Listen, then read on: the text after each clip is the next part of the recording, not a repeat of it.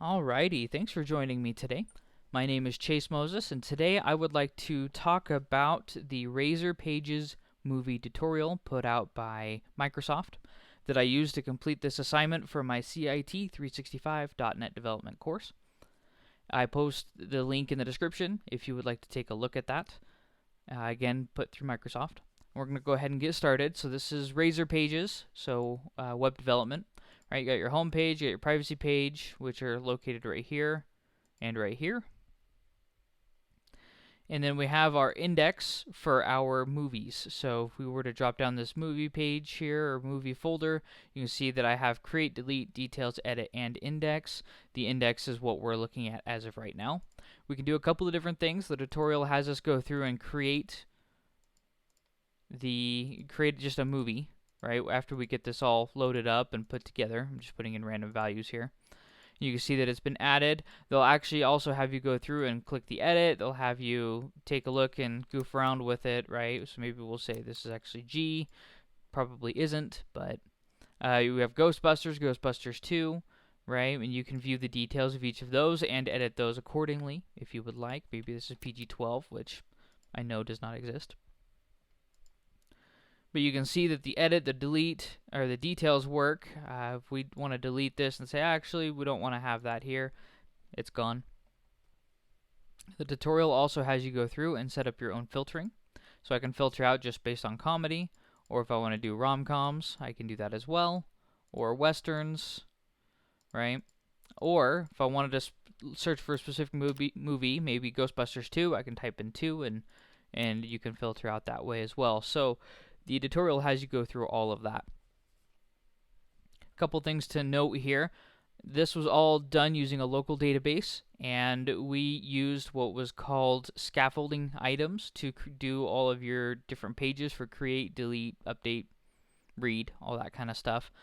And so you can do that by coming here to movies, right click, you could say add, you would hit new scaffolded item, and it'll come up with a few different options. It would come up with the option to do like empty or blank Razor Pages.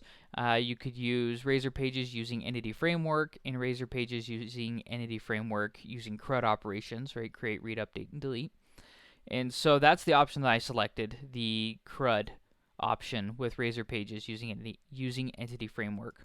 And we also utilized Entity Framework Core to go ahead and create schemas and to get everything all wired up for the database so that it can store all of these things. We also have I believe it's right here, seed data class, that if all of these were to be deleted, we'll go ahead and do that real quick. We would have nothing. If we were to stop the program and start the program again, it would run this code.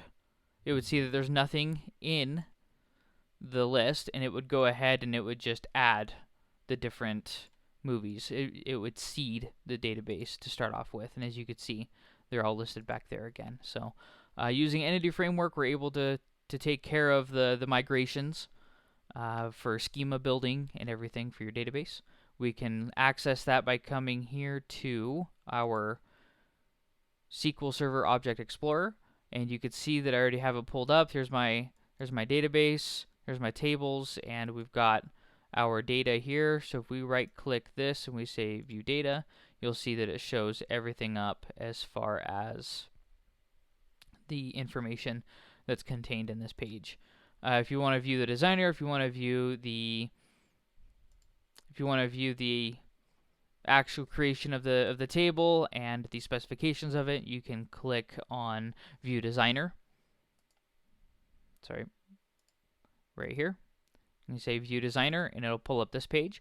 It'll show you all your different properties, as well as what their type is and whether they are null or nullable. So again, this is kind of a brief overview. If you really want more information and more of an understanding of how it works, please feel free to hit that description below and get that link for the tutorial there so you can work through it yourself. Anyway, thanks for taking the time to watch this, and I hope you have a great day.